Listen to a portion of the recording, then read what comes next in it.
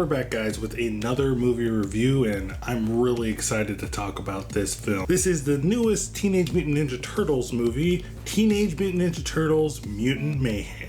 After years of being sheltered from the human world, the Turtle brothers set out to win the hearts of New Yorkers and be accepted as normal teenagers. Their new friend, April O'Neil, helps them take on a mysterious crime syndicate, but they soon get in over their heads when an army of mutants is unleashed upon them. So I have been fortunate to have Teenage Mutant Ninja Turtles in my life for a long time. I wasn't watching the original cartoon series or reading the original comics, but I did grow up on some iteration, whether that be reruns of the 90s cartoon. And while I'm not a huge mega fan of the Teenage Mutant Ninja Turtles, I like them a lot. You know, they're really fun. Every time I see that there's a new iteration of them, I want to check it out because I have some kind of nostalgia for them. And going into this new film, I was kind of hesitant a little bit because the Teenage Mutant Ninja Turtle property is very coveted by a lot of super fans, bigger fans than I am. And when I saw the first previews of this, you know, Seth Rogen being attached, he's writing the movie. A lot of people were like, I don't know, man. I don't know how we're going to feel about this. They're actually making these Teenage Mutant Ninja Turtles teenagers. Who would have thought? But after watching the film and sitting back and thinking about it and seeing that mid-credit scene, I'm all for this. Now, the biggest thing for me when I was going into this film and just watching the trailers and getting ready for this was the animation. I still don't know how I feel about it. Maybe as I'm talking through this review, I will determine whether or not I like it or not. But for the most part, as the movie was going on, I was getting more comfortable with the animation. I'm still not sure about it, and you can clearly tell that this film is inspired by the latest Spider-Man animated film, the Miles Morales Into the Spider-Verse films. There's a very clear similarity here that they were going for. Paramount was like probably shaking Seth Rogen, is like, dude, put down the blunt. We need you to make this just like Sony's Spider-Man, okay? And I think that they did an excellent job in copying those elements from the Spider-Verse films and putting it in this one and making it their own. Because I'm telling you guys, I'm so excited that I live in a universe, in a world where we have Spider-Man Miles Morales, the animated stuff that is so good. And now we have the Teenage Mutant Ninja Turtles animated stuff that is so good as well.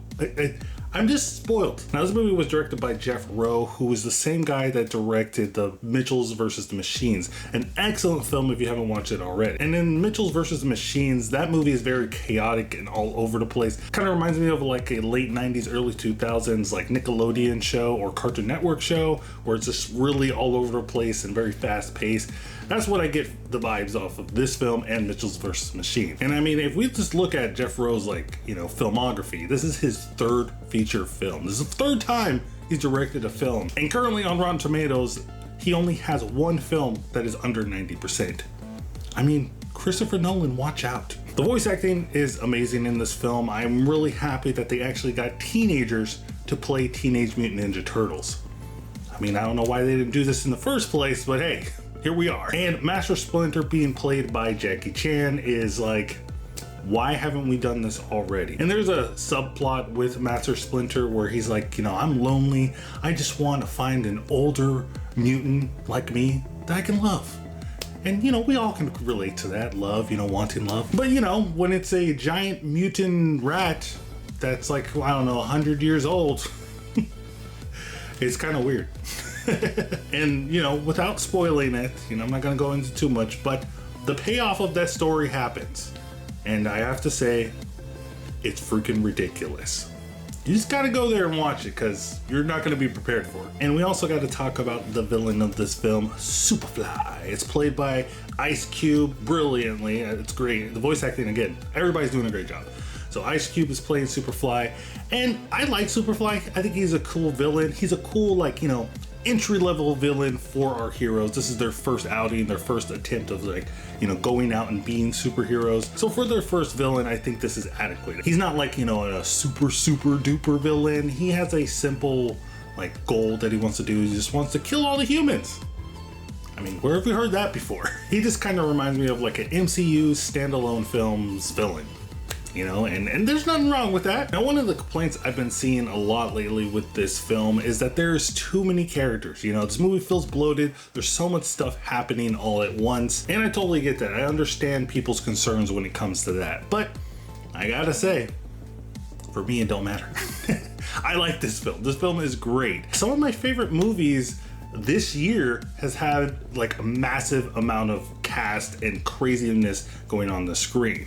Spider-Man Across the Spider-Verse had so many Spider-Men and Spider-Women and Spider-People in that movie that I couldn't even keep track of, but I still enjoyed the heck out of that movie. John Wick Chapter 4, they added more characters than I could, throw a pencil at. See what I did there? And that movie is just totally awesome. And Guardians of the Galaxy 3, I mean, if you watch the Guardians movie, you already know that they have a giant cast, and I don't know how the heck James Gunn keeps on being able to do that, you know? Make movies with a massive amount of cast, and then you're still like, I love every single character. But I guess I'm not the only one that has that feeling, because if we're looking at the Rotten Tomato score right now, currently as, you know, the filming of this video, I'm not in the minority here. Overall, guys, I think that Teenage Mutant Ninja Turtles Mutant Mayhem, love that title, is an amazing film. The story is relatable. It's accessible to everybody. I mean, who hasn't been wanting to be accepted in society? The soundtrack rocks, and in terms of the animation, you know, we're finally gonna make a verdict on it. It rocks. Okay, it's good. I like it. And this movie just made me want pizza, because I mean, it's a Ninja Turtle movie. You know, they're always eating pizza. The whole time, I swear, I was like smelling a hint of cheese pizza. Maybe somebody in the theater had it. But guys, as always, the most important thing is to let me know what you think of this movie. Have you watched it? Are you gonna go see it? What is your history with the Teenage Mutant Ninja Turtles? Did you watch the OG cartoon growing up? Did you read the comics? Do you remember that time that there was a live action Teenage Mutant Ninja Turtles kid show and they introduced a female turtle? I swear I'm not crazy. Chung-Yi found me in your city's Chinatown swimming in a drainage ditch. You know, I work out every day.